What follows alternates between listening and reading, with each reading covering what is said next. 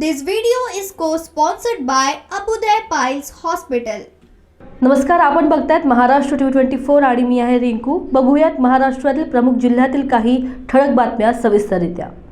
नांदेडमधील एका चिमुकलीला भाजपच्या नेत्या पंकजा मुंडेंची भुरळ पडली आहे आणि तिनं थेट आईवडिलांना घेऊन पंकजा मुंडेंचे परळीतील निवासस्थान गाठलंय.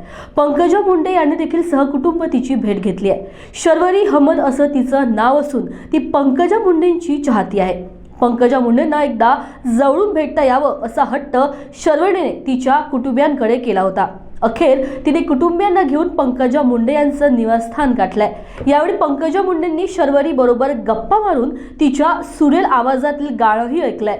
शर्वरीचे कौतुक करत पंकजा मुंडेंनी तिला शाबासकीची थाप दिली आहे.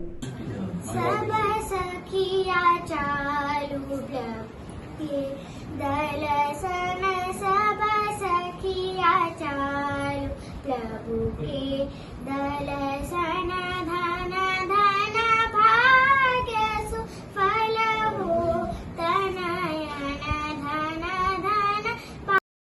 राष्ट्रवादी काँग्रेस पार्टीचे सर्वेसर्वा शरद पवार यांनी राजीनामा मागे घेतल्याच्या निर्णयावर सोलापूर येथे कार्यकर्त्यांशी भेटी घेतल्या. या भेटीला बोलताना ते म्हणाले की मी अध्यक्षपदाचा राजीनामा दिला म्हणजे पक्ष संघटनेचे काम सोडलं असा गैरसमज होता, पण तो गैरसमज आज दूर होत आहे, याचा आनंद आहे असं वक्तव्य त्यांनी केलंय. ऐकूयात.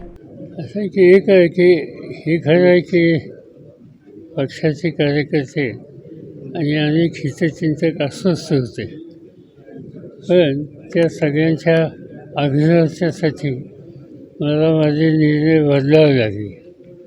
आता निर्णय बदलावे लागले त्याच्यात एक गैरसमज होता की मी अध्यक्षपद सोडलं याचा असं संघटनेचं काम सोडलं नव्हतं, लोकांशी संपर्क सोडायचं ठरवलं नव्हतं, पण तो गैरसमज झाला.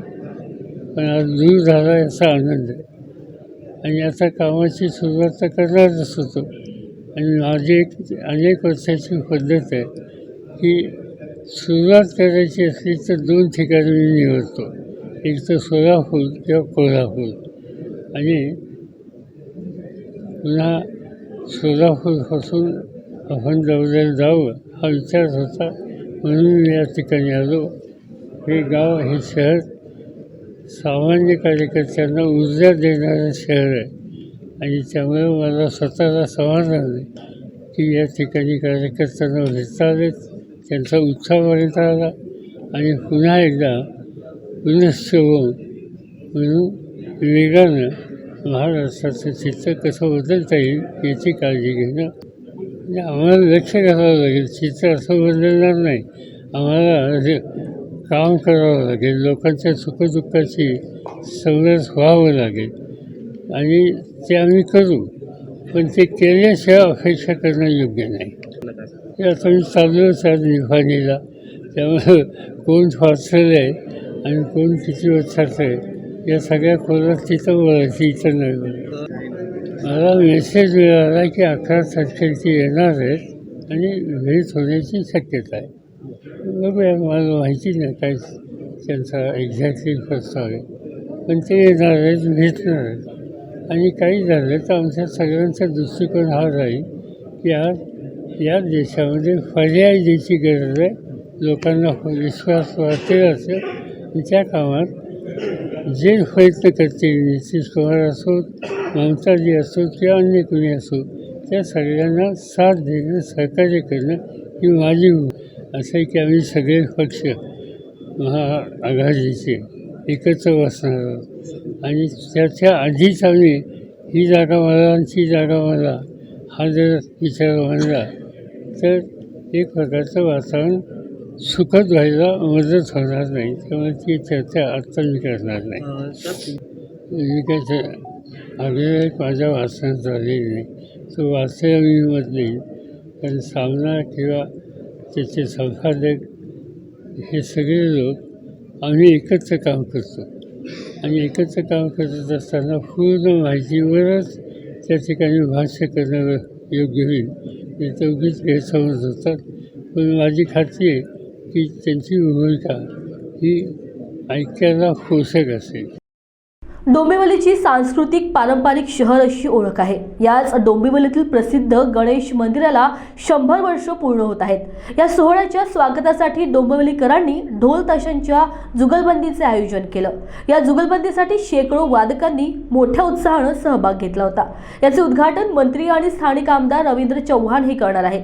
या ढोल ताशाच्या गजरात अख्खी डोंबिवली दुमदुमली आहे. तर डोंबिवलीतील गणेश मंदिराच्या शताब्दी महोत्सवात वर्षभर सामाजिक, धार्मिक, सांस्कृतिक कार्यक्रम होणार असून मुख्यमंत्री एकनाथ शिंदे यांचे सुपुत्र श्रीकांत शिंदे यांच्या हस्ते श्री गणेश मंदिराच्या स्थापनेला 100 वर्षे पूर्ण होणार असल्यानं मंदिरात उद्घाटन सोहळा होणार आहे. उद्या 8 मे रोजी श्री गणेश मंदिर संस्थानाला 100वे वर्ष चालू होत आहे. वर्षभर अनेक कार्यक्रमांची रचना आम्ही केलेली आहे.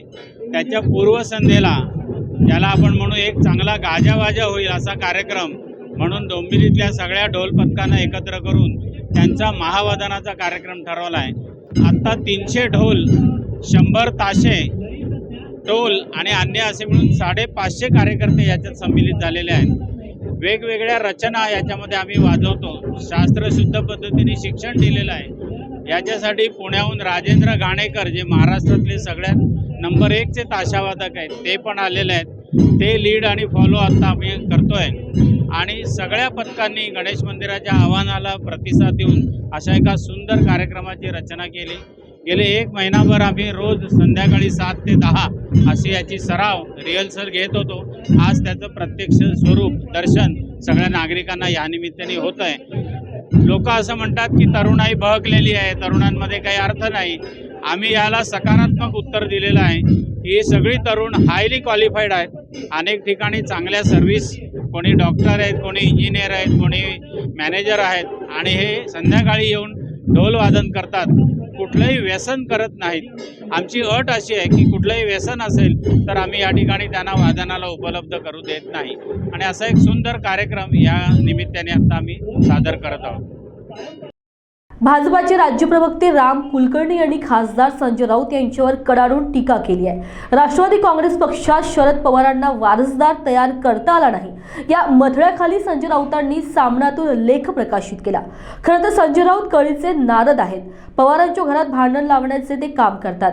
अजित पवार, सुप्रिया सुळे आणि रोहित पवार यांच्यासारखं नेतृत्व असताना देखील पवारांच्या घरात कलह निर्माण करण्याचं काम राऊत करत असल्याची टीका कुलकर्णी यांनी केली आहे. ऐकूयात ते काय बोलले. राष्ट्रवादी पक्षामध्ये शरद पवारांना वारसदार तयार करता आला नाही अशा प्रकारचा एक लेख खासदार संजय राऊतांनी आज दैनिक सामनामध्ये प्रकाशित केला. खरं म्हणजे 2 दिवसापूर्वी नारद जयंती झाली. संजय राऊत कळीचे नारद आहेत. पवारांच्या घरामध्ये भांडणं लावण्याचा हा प्रकार आहे. पवार साहेबांनी त्यांच्या घरामध्ये अजितदादासारखं सक्षम नेतृत्व, खासदार सुप्रियाताईसारखं सक्षम नेतृत्व आणि नव्या पिढीत रोहित दादांना सुद्धा नेतृत्व दिले. हे वारसदार नाहीत त्यांचे. पण असा आक्षेप संजय राऊत घेणं म्हणजे पवारांच्या घरात कलह निर्माण करणं आणि हेच महाराष्ट्राच्या अनेक घरामध्ये संजय राऊत अशा प्रकारची भूमिका निभावत आहेत, कळीचा नारद म्हणून. महाराष्ट्र बातमीपत्रात एक वेळ झाली आहे ब्रेकची. भेटूयात ब्रेकनंतर. चौहान सर के मार्गदर्शन के अंतर्गत टारगेट साइंस एकेडमी आज स्वाभिमान के साथ खड़ी है. अभियांत्रिकी, वैद्यकीय, तंत्र विज्ञान, 11वीं 12वीं विषयों की सभी प्रकार की किताबों से सुसज्जित अद्ययावत ग्रंथालय, खूबसूरत परिसर में वाईफाई की मुफ्त सुविधा तथा छात्रवृत्ति अर्थात स्कॉलरशिप की योजनाएं. विद्यार्थियों की शैक्षणिक मुश्किलों को हल करने के लिए अनुभवी शिक्षकों का दल. विद्यार्थियों के लिए पर्सनल काउंसलिंग तथा डाउट्स क्लियरेंस सेशन की व्यवस्था. आज ही संपर्क करें. Target science academy, Umred road, opposite Kale hospital, Dighori, Nagpur.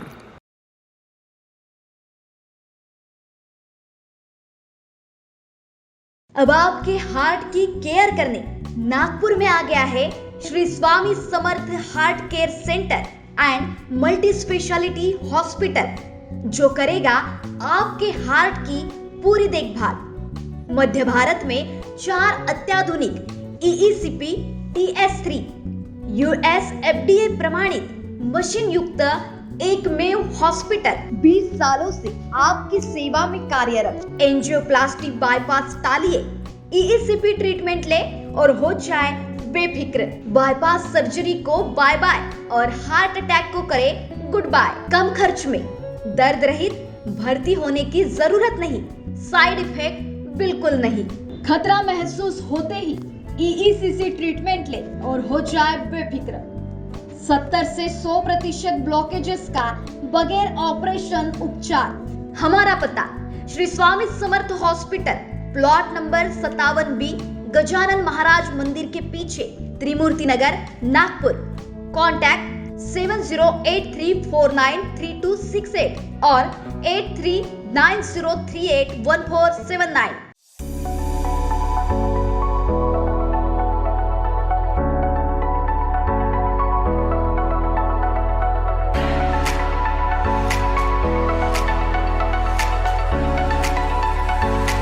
इस शादी सीजन पर सचिन लाइफस्टाइल आपके लिए लेकर आया है शादी के लिए कपड़ों की भरपूर वैरायटी।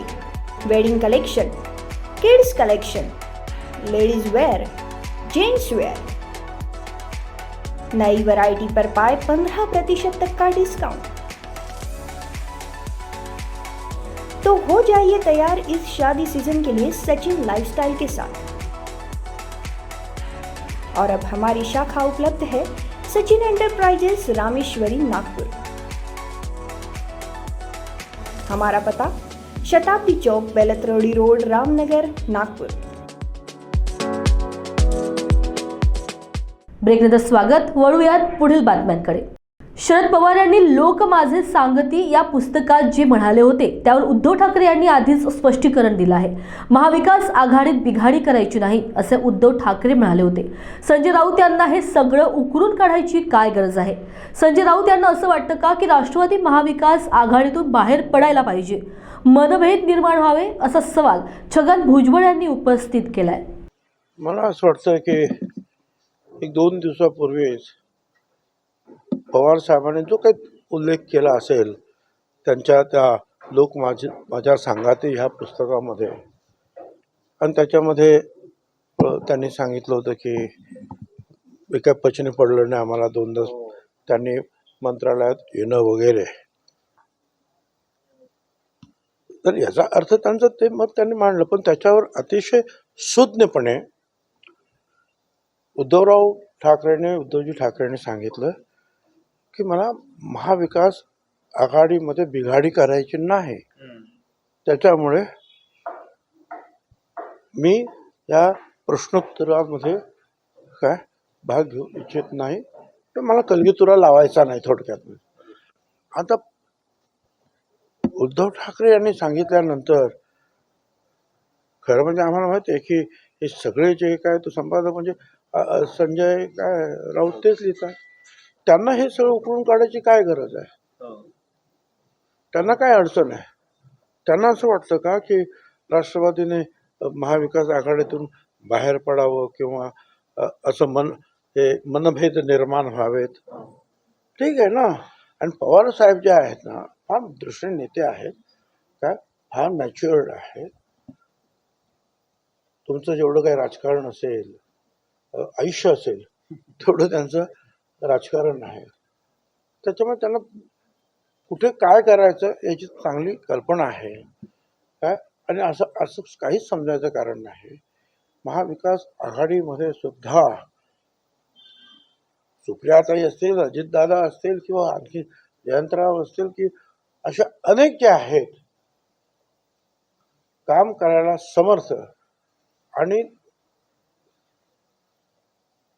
जे त्यांच्यावर जबाबदारी टाकली जाईल समर्थपणे पेलणारे कार्यकर्ते नेते आहेत, त्याची काळजी करायचं काही कारण नाही इतरांनी। साहेब, जी समिती हज यात्रेला जाण्यासाठी मराठवाड्यातून तब्बल 17 ते 18 हजार यात्रेकरू विमानाने प्रवास करतात। मात्र हवाई दलाकडून 14,000वरून चक्क 84,000 तिकीटं भाडे वाढवल्यानं हज यात्रेकरू आर्थिक अडचणीत सापडले आहेत।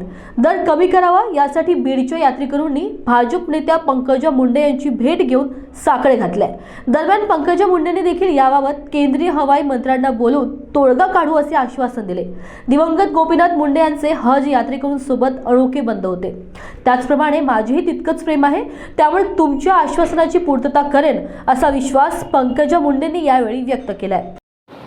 पेट्रोल या डीजल जो भी उनको लगता है फ्यूल, वो उन्होंने रखा नहीं है, ऐसा मतलब उसका उन्होंने स्टोर करके नहीं रखा है और उसकी वजह से बहुत फ्लाइट कैंसिल हो गई गो एयर के वगैरह, तो उनको बहुत सारा नुकसान हो गया, बहुत सारी फ्लाइट कैंसिल हो गई, वो नहीं गया, तो ये एक मसला है.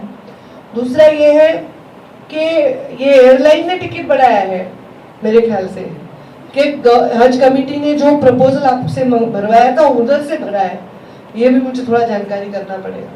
चाहे जो भी हो, मैं खुद स्मृति से तो मैं बात करूंगी ही करूंगी, मैं खुद प्रधानमंत्री के पीएमओ से बात करूंगी, क्योंकि 1700 लोग शायद करीब करीब मेरे मराठवाड़े से जाएंगे और वो दो जो आपको आपने दिए हैं, आपने दोनों लोकेशन में से आपको या तो बम्बई मिले या फिर यहाँ थोड़ा सा दिलासा मिले, तो आपका कुछ 14,000 का डिफरेंस था, 14 का 20 हो गया फिर भी ठीक है, पर 14 का 88 हो रहा है. ये तो किसी भी गरीब आदमी के लिए जो पैसा एक एक जोड़ के हज को जाना चाहता है उसके लिए बहुत ही मुश्किल है.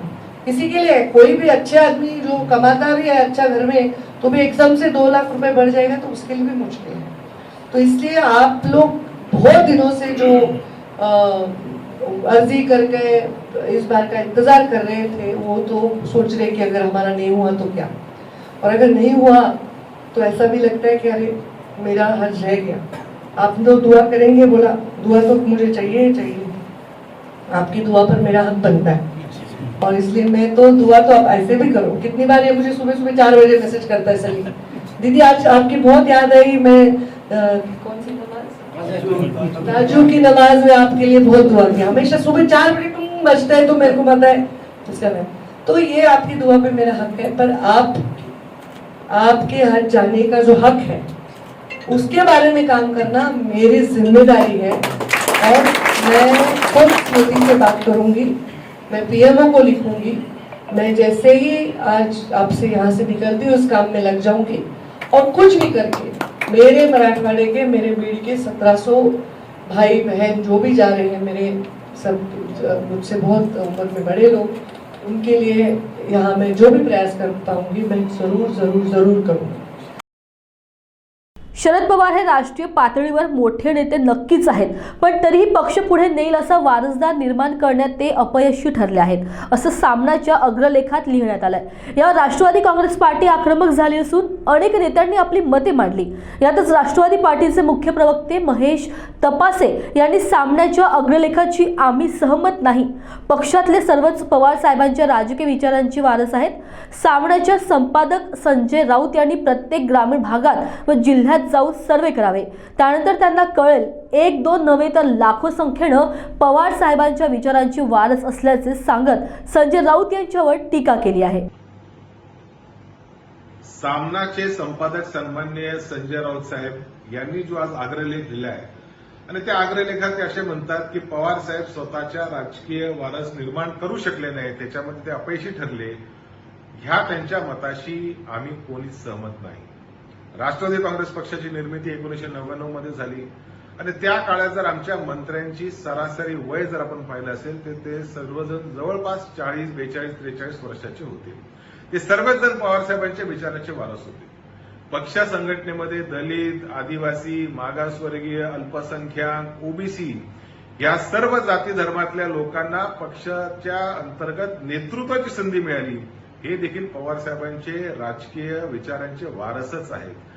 महाराष्ट्रातल्या प्रत्येक वाडी वस्ती तांड्यावर असे लाखो कुटुंब आहेत जे पवार साहेबांसाठी दिवाने आहेत, आणि पवार साहेबांचा खऱ्या अर्थाने ते आदर करतात, पवार साहेबांच्यावर निष्ठा ठेवतात, विश्वास ठेवतात. ते देखील पवार साहेबांच्या विचारांचे वारसच आहेत. एकीकडे संसद रत्न सुप्रियाताई सुळे असतील, दुसरीकडे कर्तबगार उपमुख्यमंत्री आणि विद्यमान विरोधी पक्षनेते अजितदादा पवार असतील किंवा अनेक ज्येष्ठ नेते असतील, ज्याच्यामध्ये भुजबळ साहेबांचा समावेश असेल, ज्याच्यामध्ये वळसे पाटील साहेब असतील, सुनील तटकरे साहेब असतील, हे सर्वच जण पवार साहेबांच्या राजकीय विचारांचे वारस आहेत. आमच्यातली राष्ट्रवादी युवक काँग्रेस असेल, युवती काँग्रेस असेल, इतर अनेक सेल असतील, हे सर्वजण आम्ही सर्वच कार्यकर्ते, लाखो कार्यकर्ते पवार साहेबांच्या विचारांचे वारसच आहोत. त्याच्यामुळे ज्या पद्धतीने आज अग्रलेखन लिहिण्यात आलं की पवार साहेब स्वतःचा राजकीय वारस निर्माण करू शकले नाही, हा पूर्णपणे चुकीचा आहे. या गोष्टीची आम्ही सहमत नाही.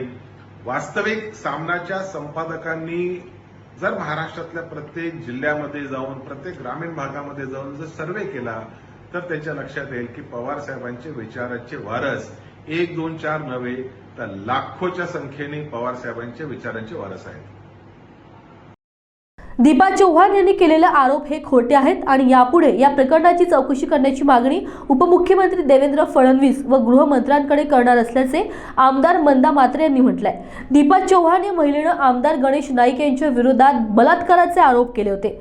तसेच या प्रकरणाची सखोल चौकशी करून सत्य बाहेर आणणार असे देखील मंदा म्हात्रे यांनी नवी मुंबई येथे पत्रकार परिषदेत बोलताना सांगितलंय.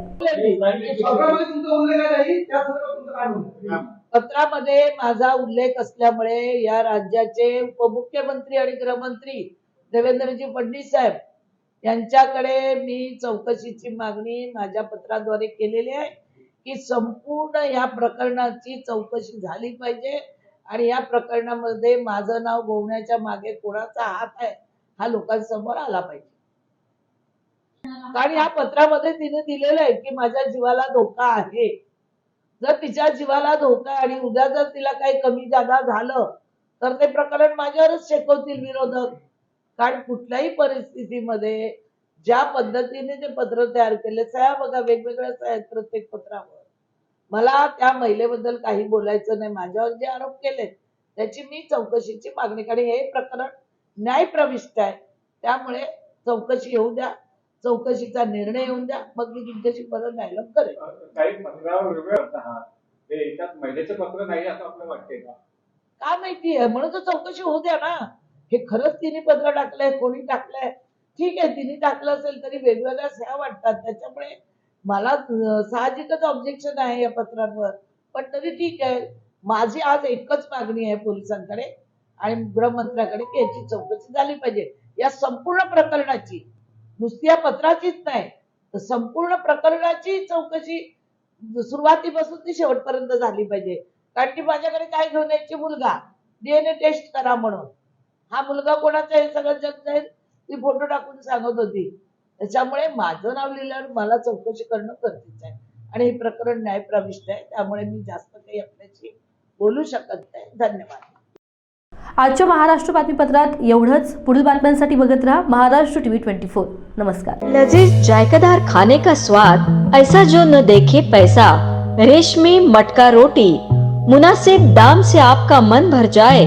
सफाई का खास ख्याल, मेहमान का सम्मान, ये हमारी पहचान. रेशमी मटका रोटी के पार्सल सुविधा की सफलता के बाद अब डाइनिंग सुविधा भी उपलब्ध. रेशमी मटका रोटी, जहां अब रोटी ही नहीं बल्कि रेशमी रोटी के साथ साथ आपको माँ के हाथों का स्वाद का मटन करी, चिकन करी, कीमा कलेजी, खूर पाया और मटका चिकन बिरयानी भी मिलेगी. घरगुती स्वाद का आनंद लेने आए रेशमी मटका रोटी. ग्राहकों का सम्मान, यही हमारी पहचान. रेशमी मटका रोटी, डाइनिंग के साथ साथ होम डिलीवरी की सुविधा भी उपलब्ध. एक बार खाए तो स्वाद न भूल पाए. रेशमी मटका रोटी, संपर्क करें 7420069898.